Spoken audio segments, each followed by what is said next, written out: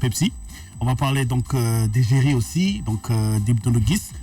On va parler de beaucoup de choses. Donc déjà pour démarrer, donc la superstar, Mr Dip Doundou Guiss, wax ñu tuuti ci Pepsi, donc instant bi kay dëru la affaire yi. ay jeunes tuuti ci Pepsi. waaw gis nga wala lu bëri waaw comme lan si lan. waaw yaatu na. waaw wax ñu ci Pepsi, tu représentes Pepsi, wax ñu ci Pepsi. bon ouais Pepsi bon xëy na damay tibb benn côté rek moo si côté peut-être partenariat bi. ouais comme ni ko ñëpp gisee partenariat bu am solo la bu mag et man personnellement ça m'a beaucoup apporté. de même que ñoom donc mais liggéey bi dafa xaaja rek eggagul des na lu bëri. ok donc li ma mën a wax si Pepsi. mooy c'est la première fois par exemple may liggéey ak benn marque. mais c'est pas une marque qui vient pour te dire waaye da ngay wax sama marque bi boisson bi neex na wala sedd na wala am na lii am na lële c'est la première fois quoi. ñi ma jot a liggéeyal yëpp dañ may naan voilà waxal ci marque bi waxal ci qualité produit bi waxal ci lii mais avec Pepsi c'est pas le cas.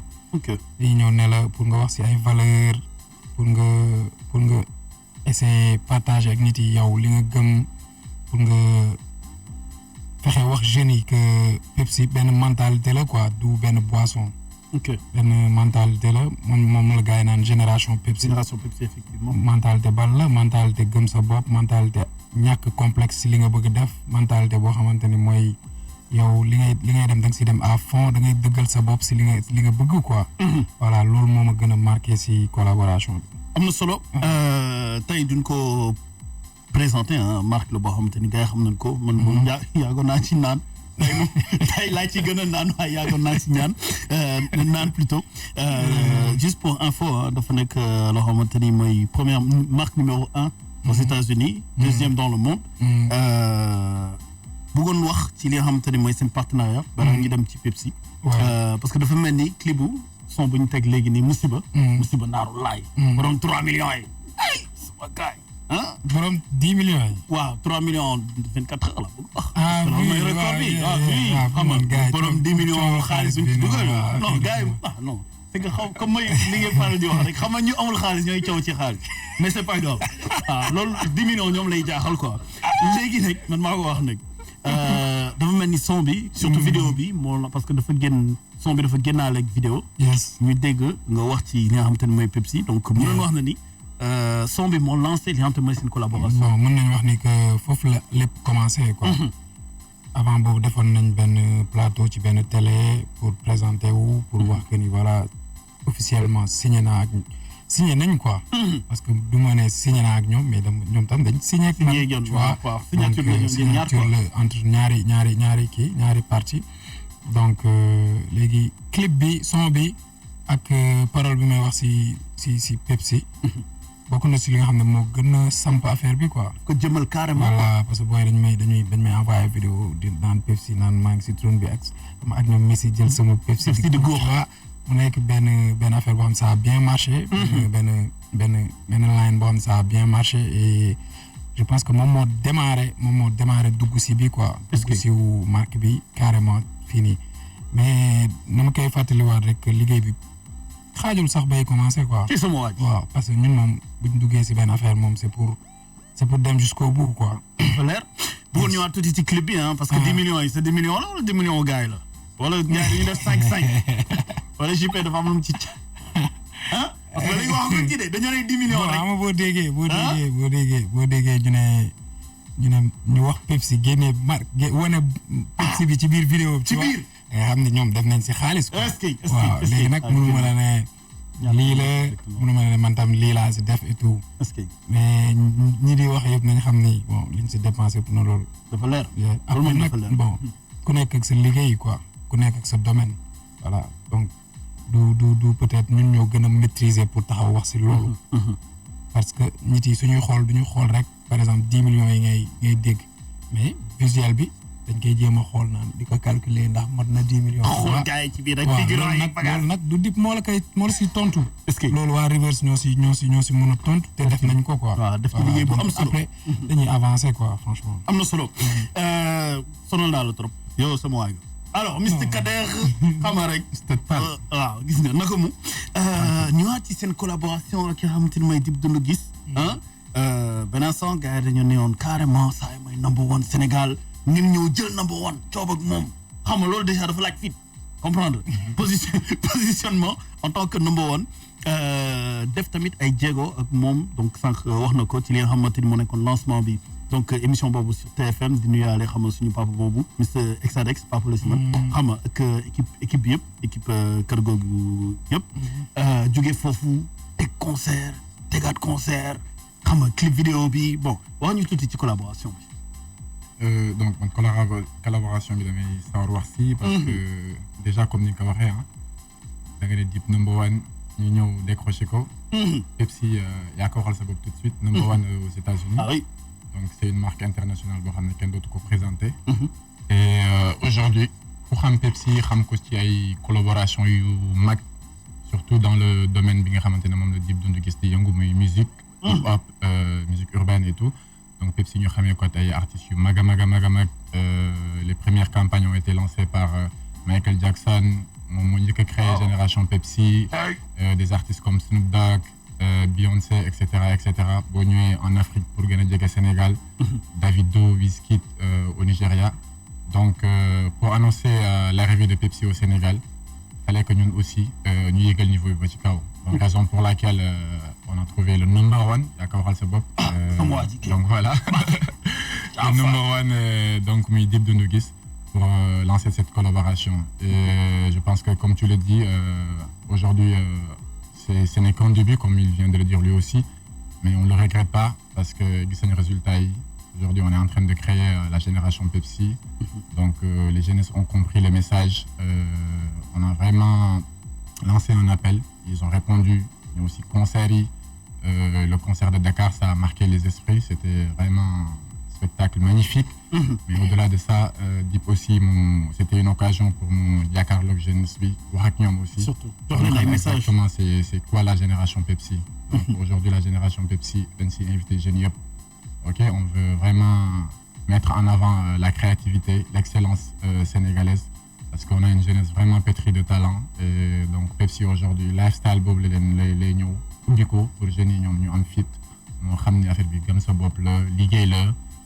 puis voilà quoi c'est possible pour tout le monde.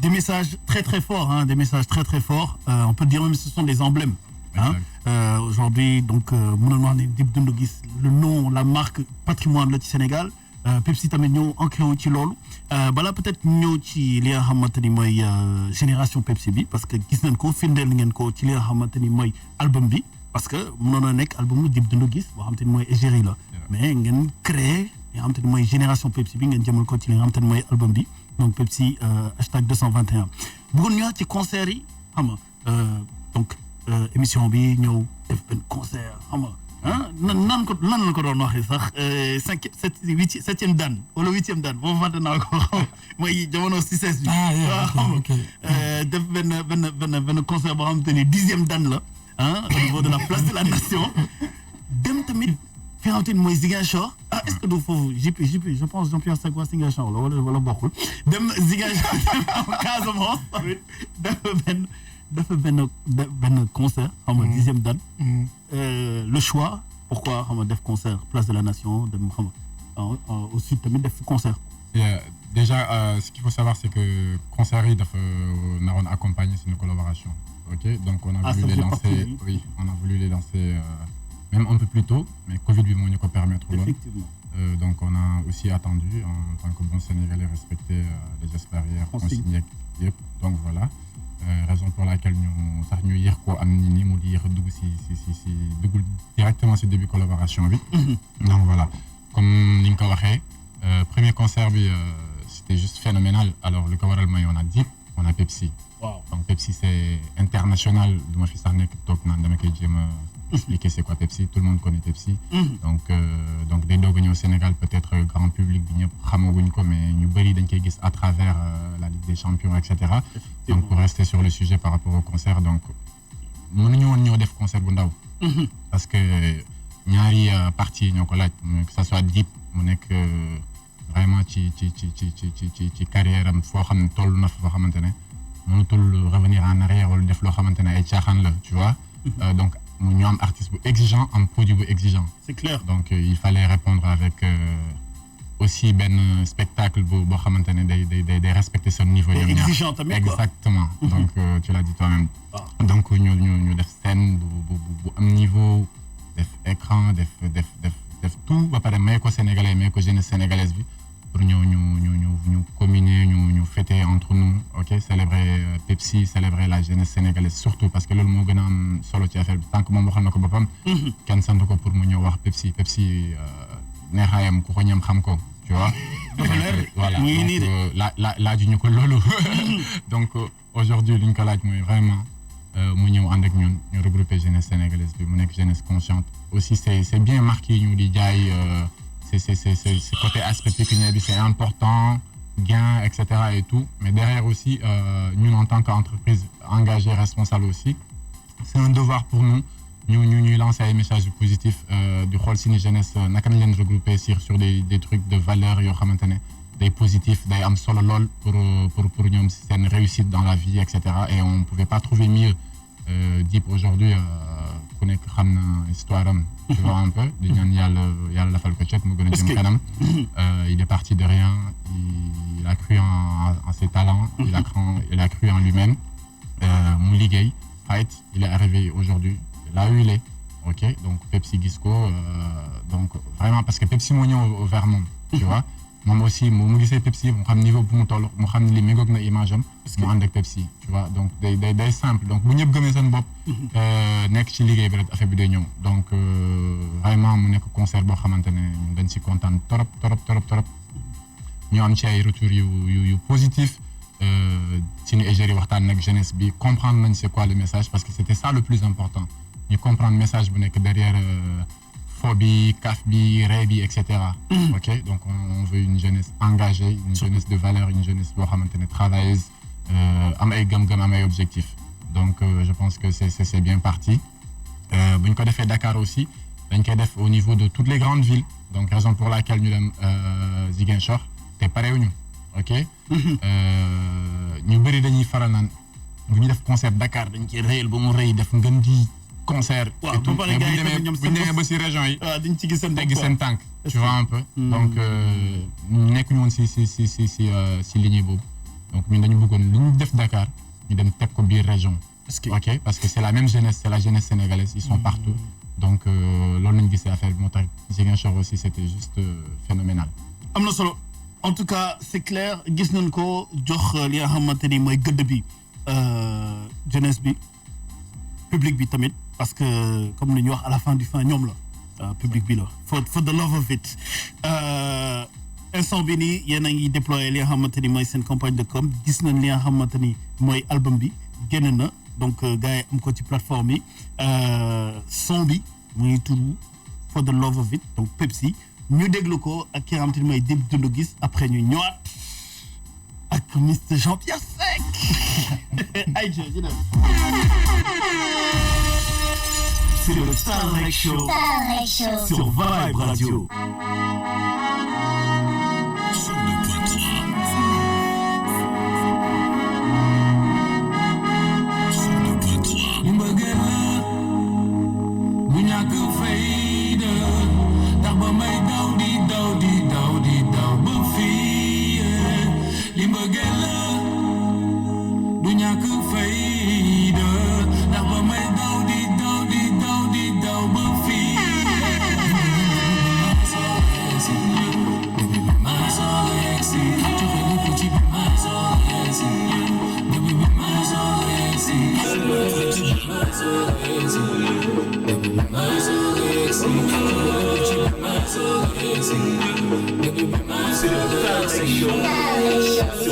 Sangu ñaan yemb tus baaku daan bi kee du taal ba taal bi déew soxla ma laa pour naaw du pile face du passe du casse du hasard du chance cat ba cat muy taw bi ba si jaatu cat nekk si bañ a toog di xel ñaar amul secret li nga jiire ngay góob ni béykat job ni esclave song ay stade ñoo fi teg tànk liggéey ba fu xaalis di wax duñ fa wan nay baat démb dañ ma jàppe woon dof tey lépp leer na ni midi te dañ ma fekk ma ñëw def sama musique tey gën naa fës ay député ak ay ministre samay rêve laay bëgg di gis moo tax may rey samay limite li bëggee la bu ñàkk fayda ndax ba may daw di daw ba fii li bëggee la bu ñàkk fayda ndax ba may daw di daw ba fii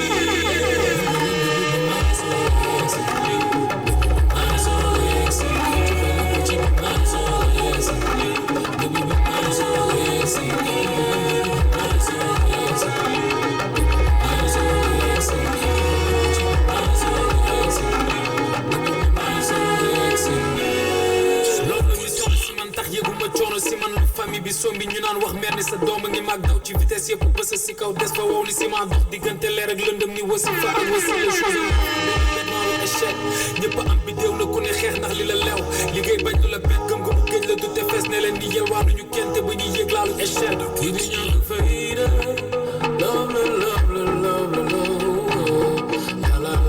la oh li bëggee la ñàkk fayda ndax ba may daw di daw ba fii li bëggee la du ñàkk fayda ndax ba may daw di daw ba fii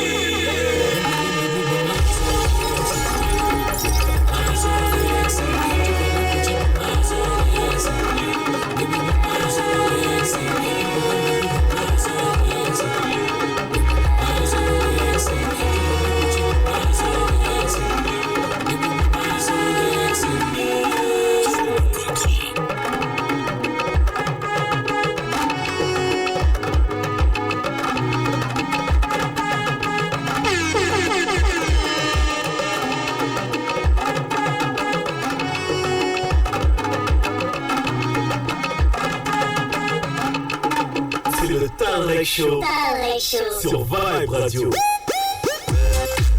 mooy noonu nag mbëggeel la du ñàkk fayda. yes. lan moo la inspiré ci loolu. waaw li ma inspiré si loolu bi c'est juste même démarche bi Pepsi am aussi ah. mooy en fait dañ ma fekk si sama zone c'est-à-dire da ngay c'est-à-dire da ngay nekk si benn affaire. am ñu ko jàppee voilà am ñoo xam dañuy naan moom kii moom day faux quoi. parce que li muy def nii c'est pas du sérieux quoi. c'est peut-être parce que gisuñu la ngay ubbi ay cahier wala gisuñu la nga sol costume cravate di dem ci bureau. wala gisuñu ñoom lu ñuy faral di gis quoi lu ñu tam di gis daal lu ñu jàpp ni moom lañ war a am quoi. alors que peut-être am na benn talent bu nekk si yow. peut-être am na benn genre am na entrepreneuriat bu nekk si yow si boppam. am na benn esprit d'entrepreneur bu nekk si yow ci yenn je parle de tout quoi maanaam mën na nekk lu ne. mais su nekkul loo xamante ni nit yi moom lañ xam moom lañ tàmm gis wala loo xamante ni gëmmuñu ne dina aboutir. dañ lay jàppee yow ku amul fulla quoi dañ lay jàppee yow koo xamante ni. genre xamoo foo jëm quoi da ngay foo par exemple peut-être musique bi parce que moom laa def man am naa samay xarit yoo xamante ne ñoo nekkandoo woon université tu vois peut-être ñoom amuñu woon pression bi ma amoon quoi seen ay parents duñ leen ne mais loolu daa ngay def université tu vois. mais man laaj nañ ma la moo tax may rap tu vois. donc loolu la quoi loolu la. maanaam li nga bëgg wax ni maanaam. waaw yow tey musique da nga ko jàppee liggéey donc. parce que musique toll na foo xamante ni si àdduna bi. mais ñëpp xam nañ ne liggéey la. parce que ouais. ñëpp xam mais mentalité yu bëri peut-être nekkuloon loolu. parce que man gis naa si ay nit yu bëri. ouais te benn affaire dafa am par exemple boo jëlee genre risque boobu noonu imagine nga échoué quoi. loolu beneen affaire la. lan la ñuy wax dañuy am dëgg. donc moo tax ma ne mbëggeel la passion la mooy li nga bëgg la quoi. donc li nga bëgg si ngay gën a am force pour dem. mais ñu bëri ñoo ngi am ay talent wala dara ñoo ngi jàng mais xoolal peut-être leneen li lañ gën a bëgg mais jàng bi lañ leen gën a obligé donc moom la ñuy gën a def après à la fin mën nañ réussir mën nañ bañ a réussir alors que peut-être bu ñu defoon li ñu gën a bëgg gën ko mën parce que tamit c'est bien possible nga mën li nga xam ne bëgg nga ko parce que da ngay def tout pour mën ko. waaw def ci ful yàlla bu lay waxuma la nag bu fekkee am nga talent bi ba pare. donc après da ngay liggéey rek. gëm sa bopp après lépp li nga xamante ne yaa ko war a lépp li nga xam ne moo war a tegu pour nga egg fi nga war a egg. dala koy jaral foofu laay waxee. am na donc mais man dund naa ko donc son bi nii c'était pas un truc compliqué. parce que au départ ñu bëri dañ ma jàppe woon benn dof am na ñu ma si doon wax sax que yow da nga dof. parce que da nga jàpp ne da ngay opté pour rap si quoi. yow bëgg nga commencer rap da nga dof. si parce que c'est vrai mais tey munoo jarul sax may delluwaat di wax par exemple mais tey ñoom ñoo leen ne dama lay woo du ma la jot. alors que peut-être daanuñu la woo. moo tax ma ne mbëggeel la du ñàkk fayda quoi. parce que boo amee sa rakk wala nga am sa doom wala nga am sa je sais pas ku mënti doon. mu nekk si benn affaire boo xamante ni c'est de l'art. wala c'est un peu décalé de li ñu gars yi tàmm gis bu nekkee loo xam ne du lu bon. mais toogal nga wax ak moom. jéem ko jàppale. am na solo jéemal nekk si wetam. jéemal nekk si wetam quoi. donc mais ñi nga xam ne ñoo nekk ci biir par exemple ñi nga xam ne ñoo décider def dara loo xam ne du lu nit yi di gaaw a nangu ñoom tam laay gën a waxal ñu gën a gëm seen bopp. est-ce que gën a jël chance yëpp teg ko seen côté. am na solo son bi loolu moo nekkoon objectif am quoi. gis na ni tamit ci vidéo bi. bon mun naa waa Pepsi. dañoo bëggoon tamit màggal li nga xamante ni mooy le talent. exactement parce que gis nañ ci ay corps de métier ci biir. exactement c'est vrai que ce son là.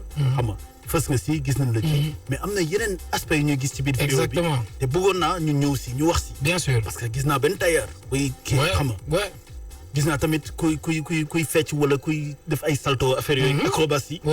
mais bon. mais ba si ñi def vidéo bi. waaw ñu def vidéo bi mais pour leeral leen ñoom ay autodidacte lañ de. est-ce que jànguñu ko amuñu formation buñ def pour jàng def ay vidéo ko bëgg gëm ko. merci gëstu ci. moo tax ñu ngi egg nañ fuñ si egg ñi waa Reverse. ak styliste yeeg Romzi photographe yeeg ñu bëri. bon xaw ma nag gars yi dinañ ma mën a jàppale si tur yëpp parce que jàpp ma tur yëpp. mais ñoom Idi Vélo fecckat yi ñoom jongleur bi Alvin. xam nga ñoom nu mu tuddati Ashley. ak ñeneen ñoom maquilleuse bi. Sonia xaw ma Soraya ak kan bëri na. gars yëpp ñu nekk ci biir gars yi nekk si vidéo bi bëri na. donc mu ngi noonu quoi. mu ngi noonu ñooñu ñëpp ñu ngi avancé si lu ñuy def ñu ngi suturaal seen bopp si li ñuy def donc message bi loolu la ñun ñëpp mënuñu réussir ci même kii. mais ça veut pas dire que bu kenn dem jàngi. ça veut pas dire que bu kenn dem jàngi. mais li nga nekk mën nga si tedd quoi. waaw parce que man franchement sama morom yi ma jàngandool kenn tanewu ma si ñun de suñu chance donc voilà c'est pas que loolu laa doon ñaan yàlla. waaw ñaanal ne naa leen sax ñoom ñu dépassé ma. mais la vie m'a montré que ni. peut-être choix bi ma jël sauvé na ma. si tu vois donc voilà quoi. tey suba may doon déglu sang boobu ba ñu nekkee booy. yow fu sori. mais li nga wax ni. man mën naa seede benn affaire ci yow. mooy c'est vrai talent baa ngi fii. c'est vrai tamit lucidité baa ngi fii. nga gis ñu bëri ñoo xam te ne ñu ngi ci art du ñu assumer ni ñoom ñu ngi ci art bi. yow da nga ko assumer. macha allah. am na ñoo xam te ne ñu ngi ci biir assumer nañ ko mais duñ ci def fula. bëgg affaire bi fay leen. nekk ay star nii rek ñu feeñ. mais muy noonu. yow def nga ci liggéey def nga ci fula. mais len la mën a seede ci yow. mooy conseil. yow da ngay déglu conseil te dafa nekk arme ci yow. parce que tey macha allah bu ñu gisee tamit marque bu mën a ñëw ci yow. ngeen mën di liggéey. c'est pas parce que da nga mën sa liggéey. parce que tamit da ngay bàyyi nopp. nga ni est-ce que du ma xool lii. ndax lii dina baax ma jël li boole ko ci mu dem. waaw loolu moom mën naa ko seede ci yow. oui merci. bon man je me dis àdduna boo dul déglu. foog nga ouvert quoi. waaye munoo bañ a di déglu parce que ñi di gën a déglu ñooy gën a am avantage tu vois. parce que voilà di nga jàng lu bari sooy déglu. te déglu du nopp kese. est-ce que. c'est un peu comme ay ngay xool benn affaire tamit. yaa ngi jël ay yaa ngi jël ay information yaa ngi déglu yaa ngi jël ay information yaa ngi observé yaa ngi jël ay information information mën na jóge fu nekk donc nit il faut ngay xam profiter ci li ngay dund quoi maanaam profiter ci li la wër fexe ba xool nan ngay mën a transformer yow li la wër utiliser ko mu jëriñ la c'est un peu comme ngay inspiré wu ci benn film wala ngay inspiré wu ci benn documentaire wala ngay inspiré wu ci benn taal bi def émission boo xam ne peut-être day wax ci benn thème wala peut-être benn Pape Djibril Fall genre yooyu noonu. loolu la quoi du da nga koy déglu nii rek après mu jàngal la dara kese mais li mu lay jàngal après mën nga ko transformer ci beneen domaine. mën nga ko jël def ko musique wax ko booy jëriñu si. ñoom tam ñu déglu ko après ainsi de suite. parce que ñun ñëpp. bañ juddoo même bu dee religion bi même bu dee école ay information la ñuy màggaale yoo xamante ni dañ ko fi fekk après nag ñun ñoo koy transformer beneen génération bi ñëwaat jàngaale si loolu ainsi de suite c'est comme technologie bi nu muy avancé. en parlant de technologie bi foofu lay këfee sax parce que instant bi nii gis nañ tamit ci réseaux sociaux yi gars yi ngi xam nga jëlaat challenge yi xam nga di maanaam di la wuyu ci li nga xamante ni mooy projet bi ngay driver nii ak waa Pepsi bëggoon ñëw monsieur Kader si tu me le permets ñëwaat ci li nga xamante ni mooy seen démarche ak tamit seen stratégie parce que da ngay gis marque bu ñëwee day jëm a imposer wu mais dañoo gis ni ni ngeen ñëwee c'est différent dafa mel ni dafa xaw a doux quoi da ngay ñëw waxtaan ak gars yi. def si yu ma neex. waaw xam naa dafa stratégie bi dafa xaw a niróo kii bi quoi xam boisson bi. ñëw waxtaan ak gars yi gis nañ panneau yi man bu ma gisee panneau yi yàggul sax. panneau publicitaire yi. gis nañ tamit action yi ngeen di mën a ki nga xamante ni mooy dig dund gis ak tamit yeneen artistes yi ci bokk gis nañ tamit au niveau du digital réseaux sociaux yi nan ngeen nekkee di driver seen campagne yi xam nga wax ñu tuuti ci loolu quoi. Ouais, ben, comme ni nga ko waxee aujourd'hui on sait que le digital il est incontournable. Donc ñun aujourd'hui notre cœur de cible c'est la jeunesse. On sait que aujourd'hui on a une jeunesse très connectée donc pour wax ak ñoom aussi on est obligé ñu nekk ci digital bi. Mais comme ni nga ko waxee rek donc dañu ñëw at benn thématique boo xamante ne moom lañ teg et jeunesse yi dañ si wuyu. Tout à l'heure yaa ngi koy wax léegi si clip bi on a vu différents corps de métier. Danseurs, footballeurs, freestylers, etc. Donc gis nañ ñëpp donc loolu lu koy firndeel mais bu ñu ñëwee aussi tam ci digital bi je me rappelle avec Deep on a lancé un live avec Pepsi et Jean-Pierre. Donc ce jour-là moi j'étais surpris vraiment. ci retour yi interaction yi ñi ñu jëloon yëpp ñu participer on a vu que ça les intéressait ça leur parlait. Donc yàgg nañu gis ay digital ñu si nekk di def ay challenge c'est bien tout ça di def ay challenge danse challenge photo etc mouvance et tout mais quand on est venu avec ce thème vraiment on était surpris ça montre à quel point la jeunesse a besoin de ça mais peut-être dañu dul am occasion bi dañ ko gis dañ ko jël et on a eu différentes interventions gis nañu ay femmes yu dugg di wax ñoom ñëpp seen dream ok et ce qui est bien dans tout ça c'est que aujourd'hui on est passé par un rappeur qui a un exemple bu wane exemple am mais si biir exemple am moom ñeneen ñëpp ak seen corps de métier ak li nga xamante ne moom la ñu visé dañ siy gis seen bopp donc il reste un exemple donc le truc comme Dip ni mu ko waxee du métier bi ngay exercer que c'est du football bi wala nga nekk di jàng wala nga nekk di def maçon et cetera donc c'est valable pour tout le monde. waaw foo mënti nekk daal. conviction la gëm-gëm la. ok donc tey loolu mooy message bi et loolu la nekk di wax donc comme ni nga ko waxee on a lancé notre campagne. donc on est bien présent sur les réseaux on a lancé un album ok Pepsi 221 qui est disponible. sur toutes les plateformes sur toutes les plateformes Deezer et cetera. Il y a les affichages comme ni nga ko waxee affichage aussi on a mis en avant cette jeunesse ok te am na sax yoo gisagul yu gën a grave bomb affichage bombe yaa ngi ñëw. bombe yaa ngi ñëw tu vois. donc voilà noonu la demee. en parlant de bombe. na sama benn grand boo xamante ne moom ay déflagration la lay wax mais est-ce que le micro va marcher cette fois-ci allez teste le micro. ba léegi. grand yow saa li nga àndal moom. Jean-Pierre chaque fois bu ñëwee fii. day am problème micro waaw nag nu mu demee noonu. salaamaaleykum. waaleykum salaam. ça va le grain de sel. maa ngi lay déglu. parce que nag Jean-Pierre dafa nekk nit bu garaaw. gars yi dañu ko desee xam. mais yow bu ñëwee nii yow ba première fois bi est-ce que xaw a kii xaw a perturbé yooyu. non. non grave sama waay la.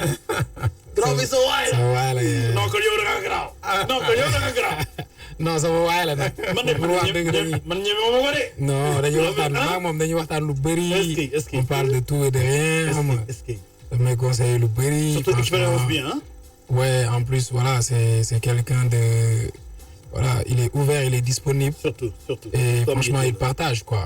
Par exemple, day am ay xalaat yu ne ay idées yu ne parce que xam nañ ne expérience bi c'est pas pareil. sori na. mais il partage.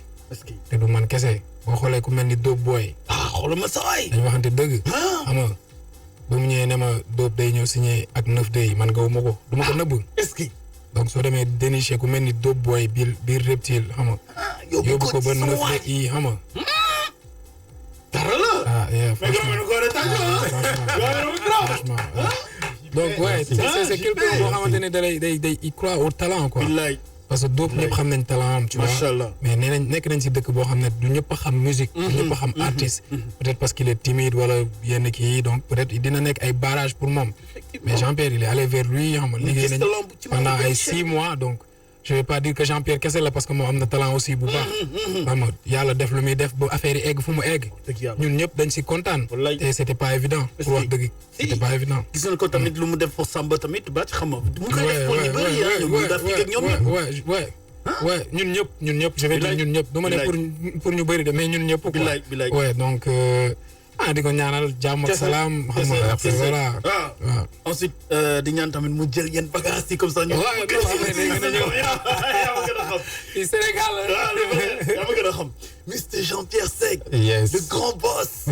Comment tu vas? Ça va très bien, merci. Plaisir xam nga. Tout ce qui a été évoqué, que ce soit sur Dope Boy, les actions qui ont été faites, sur Deep lui-même, sur Ludafrique, tu vois ce que je veux dire, sur qui est un grand compositeur de talent, qui aujourd'hui, tu vois, signe une prod pour Booba, tu vois, qui va sortir bientôt. Lui-même, il est chanteur. Le travail qu'il a fait sur Dope Boy lui-même, tu vois, qui a sorti Dakar Drill, tu l'as reçu ici. Sur le travail de Deep, tu vois, parce que moi, déjà, quand j'étais à Paris, j'avais déjà écouté Deep et je trouvais que vraiment qu'il y avait une différence, tu vois.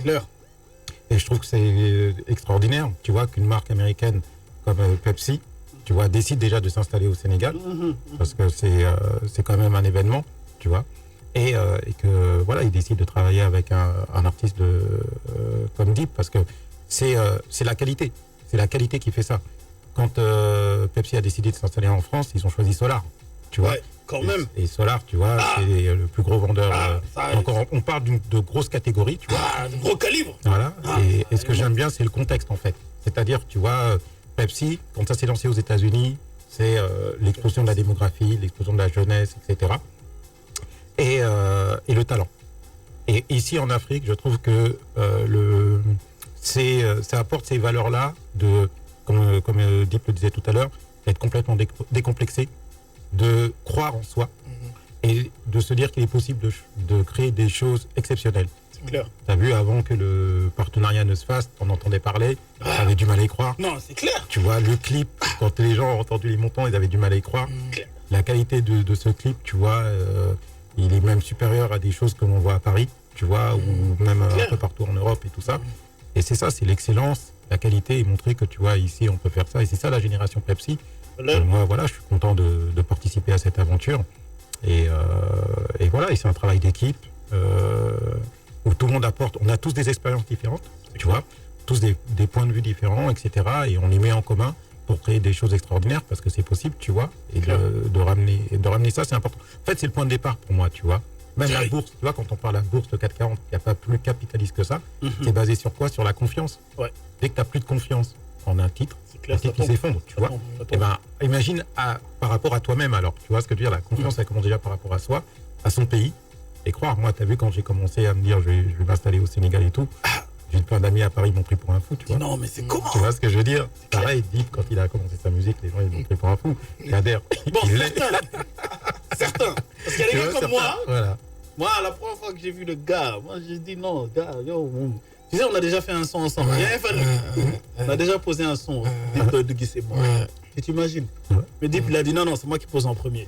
Ah bon? J'ai dit non, le gars là, le gars est chaud. C'est au studio de Rosso, le gars aime ça, Advice Music. Deep, il est venu, il a dit non, moi, je ne ah, le gars, il est chaud. Donc, tu vois, il avait déjà la génération dedans, en préparation. En tout cas, c'est un honneur d'avoir une personne et une personnalité de cette dimension, comme Jean-Pierre Seck au Sénégal. Un Sénégalais. Am na ñu bëri ñoo xamante ni mën nañ ko defuñu ko.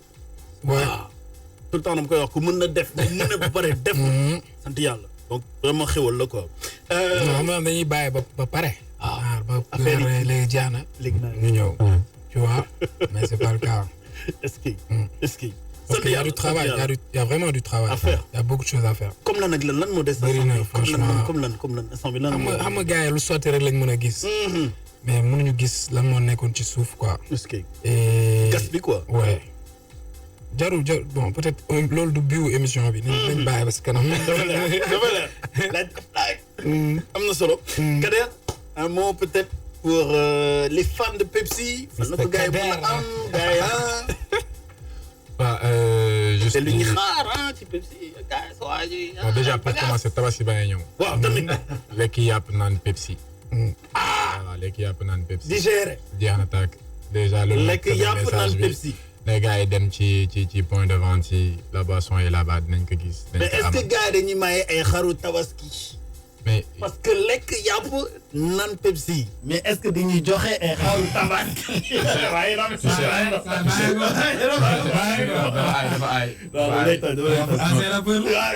c'est un point important bi nga cité léegi parce que si c'est ay sinon ay actions yu ñu mené aussi. il y a des actions sociales. oui gis nañ ko ci koor gi affaire yu am solo affaire yu am solo. accompagne dans sa zone. ok ñu dem biir Grand Yoff ñu def lu am solo. mu def lu am solo dans sa zone. am na ko waaw am na ko nekk foofu di wax.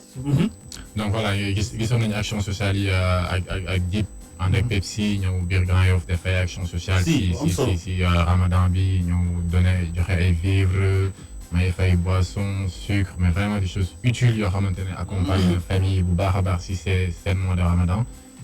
parce que loolu la gars yi soxla quoi. loolu la gars yi soxla c'est bien de donner des ndogu et cetera mais bon bu ñëwee.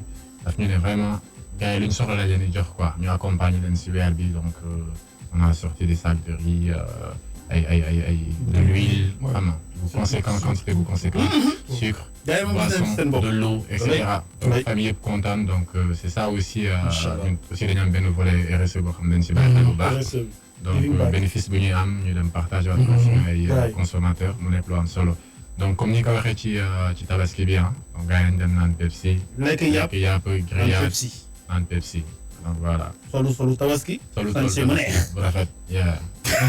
maa ngi dem de. wax la gars yi. wax gars yi la lu gars yi bëgg a dégg.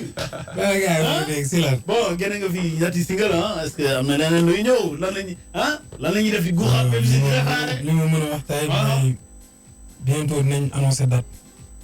date pour ñuy xaar quinzaine ba léegi de. ba léegi bientôt dinañ annoncé date quinzaine bi si boppam. ak date sortie quinzaine bi waaw ak leneen. waaw. waaw. baax na. leer na ma vacance mi leen may dafa bëri. mais dafa seetlu ni profité wuñ si quoi. gars yi. waaw est-ce que gars yi tamit vitesse bi xam nga. parce que tamit ma soo ko wax quoi xam nga affaire dafa laaj moyen carrément. xam nga ama moo grâce dafa jël vacance ba pare nekk ci kaw. gars yi ñëwuñu gars yi yëpp vacance ba pare nekk ci kaw donc bu tàmbalee dina métti de. vacance bi gars yi kii wuñu si gars yi dafa mel ni ñu may la vacance école te boo fenn. nga toog sa kër rek. mais loolu baaxul. mais est-ce que tamit yaa ngi may gars yi dara tamit. est-ce que vacance day jeex. vacance bu jeexee moom nga nekkaat. maa ngi ñëw mais su boobaa moom école bu tijjee moom. bon parce que ñun liggéey nañ si. liggéey nañ si projet bi xam nañ projet lan la couverture bi liggéey nañ si. comme ak ñi ñu doon liggéeyal xam nga. bi tu vois non bi yoon ça sera différent parce que amul benn bu bokk ak moromam tu vois. et puis niveau bi dafa changer. en tout cas li xaar bi yàggee. ça veut dire que am na leneen lu nekk ci biir quoi donc voilà léegi ñu annoncé date xaar bi yàgg na voilà c'est ça. du yomb. yomb pour lan. mais yow est-ce que ngay dem est-ce que doo léeg-léeg sax tamit doo xaw a tiit sax nga ni mais ça bi nii parce que tamit yaa ngi yéeg macha allah yaa ngi yéeg mais xam nga li nga war a teg suba dafa war a gën a kawe li ngay teg tey yaa ngi ne de waaw. non man je me dis que defaguma dara tu vois. est-ce que. defaguma dara am na fi yu bëri yoo xam ne du ma ne sax lu ma war a lu fu may ñaan egg la mais fu ma war a egg la.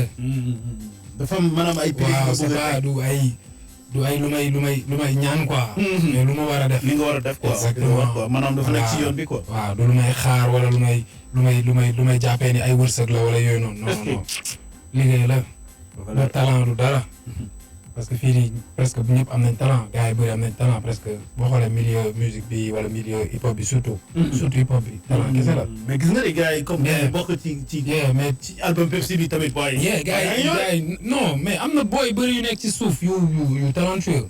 macha allah mais du loolu kese ça ne suffit pas. ouais. te suñu ñëwaatee nañ xam ne du loolu kese. réunion bi kii récréation bi jeex. non dafa yàgg. récréation bi ci moom moo yàgg trop. waaw c'est que tamit defar moo yombul te fii Sénégal xam nga pour nga teg. non xam nga rek ak Covid beeg. waaw bagages yi. bëri na woon ay voilà bëri na woon ay raisons tamit xam nga parce que mënoo nekk si benn liggéey di daw parce que rap wala musique c'est pas comme par exemple benn bureau mu leen chaque jour dossier réunion nga dóor delloo affaire yu noonu. chaque fois il faut recréer. waaw mais parfois voilà parce que du musique bi du fast food quoi. lu ngay jël consommer rek ñu indiwaat la joxaat la. tu vois dañ koy liggéey ba mu pare ñu joxe ko après si delluwaat. joobaat. liggéeyaat ba pare ñëwaat mais du lu ñuy jël rek di balancer chaque jour comme si dañuy fo wala dañuy freestyle wala non dépassé nañ loolu mais léegi king bi trône bi. instant bi da ngay toog ci trône bi rek non da ngay joxe trône bi. non yooyu affaire xale la waaye. non dafa tombé noonu ci son bi ma wax ko rek. waaw billaay mais ay affaire booy la. ay king yooyu booy ñoo ko soxla booy. comme genre nii bu amee fête booy di déguisé waa inspirement loolu amul sens tu vois loolu amul sens. xale la jox gars yi seen kii quoi. non gars yi ku nekk nag bon ay king yooyu amul sens billaay. est-ce que amul njëriñ. lan ça veut rien dire tu vois. liggéey la rek après musique la quoi dañ koy déglu. c'est pas que gars yi da ngay. du ko mbër bu daan. waaw du ko mbër bu daan gars yi ñëw sa kër di yuuxu tu vois. wala ñuy jox ay roi des arènes wala bokkul musique la rek. waaw gars yi ku nekk da ngay def sa musique. mais dépassé non franchement man affaire yi su ma koy gisaat damay waaw parce que ñu bëri dañ foog ni dañ ko cherché. waaw mais man ba muy bind son bi y avait même pas amuloon débat boobu ba muy bind son bi yàgg na. après nag clip bi moo génn moment bi nga xamante ni. mais je suis pas une personne boo xam ne damay def xaw ma modifier ko sinon problème yi gars yi nañ nekk fii di wax. c'est ça loolu kese la dama ko si bàyyi mu demal boppam parce que noonu laa ko defee. ba pare gars yi ñu ma nekkaloon ñëpp déglu ñu validé après. ñu ne ayca nañ ko def. waaw ñu bëri sax dañ jàpp ni non di boole woon wax loolu affaire mais ay king. ça veut dire quoi ñëpp dañuy ne ñoom king lañ tu vois. kenn du nangu bañ a nekk king booy bu soog a commencé tey dañ ne moom king la. mais différence bi mooy yow da ngay toog ci trône bi di góor sa Pepsi. loolu différence la. non booy attends loolu dañ la siy fay. loolu laa lay ngay wax king ñu lay fay ak ngay wax king gars yi naan la yaay. gars yi di werante ak ngay wax ñu lay fay bokkul de. bokkul de. yaa ngi jàmm yàggu waay. bokkul am na solo en tout cas dañ may fay. waaw. waaw ci kaw ñu fay la. non dama koy wax ñu may fay. en plus. waaw. loolu de xewal la. yàlla nañu am lu mel noonu. jaajëf di dund gis xam nga man moom xam naa ni moom plus ñuy dem moom plus ñuy gën a. non mais di nga ma gisaat du yàgg di nga ma gisaat du yàgg. parce que di nga ma gisaat. du yàgg. bu soobee yàlla bu soobee yàlla. waaye noonu espérer ñu def benn show affaire yooyu mais xam nga ni gars yi dañoo diis xaw ak gars yi mais. non mais bon waaw. waaw façon am na show am na samedi. waaw Canal Olympia. man ak Djiba Mogis Events. am na yeneen invité donc waaw. dina baax. ayca keneen. merci beaucoup Tall. ah man c'est moi qui vous remercie. yaa yàq ça. léegi invité nan ba mandi. rappeurs yi sax léegi dañuy yàkkamti ñëw. pas pour rap mais pour goût. non Pepsi dafa xew Sénégal.